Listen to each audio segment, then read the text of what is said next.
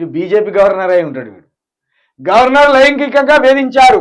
Bengal governor బోస్పై Raj Bhavan లో పనిచేసే contract ఉద్యోగిని ఫిర్యాదు.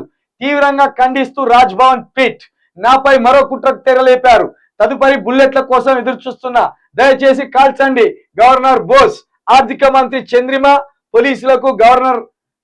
పోలీసులకు రాజ్భవన్ లోకి ప్రవేశంపై నిషేధం. ఉత్తర్వులు జారీ చేసిన గవర్నర్. అంటే పుష్కున అరెస్ట్ చేస్తారేమో అనే దాంతో ముందే పోలీసులకు కూడా అనుమతి లేకుండా ఆర్డర్స్ పాస్ చేసిండు. ఆయనకైన్నే గిట్ల ఇది ఖచ్చితంగా బీజేపీ పెట్టినోడే. ఒకడేమో 400 మందిని అత్యాచారం చేస్తే వానికి ఎంపీ టికెట్ ఇచ్చింది.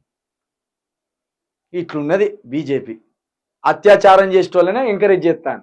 కాబట్టి ఇది ఖచ్చితంగా ఈ గవర్నర్ అంటాడు బీజేపీ ప్రోత్సహించినోడు అయి ఉంటాడు.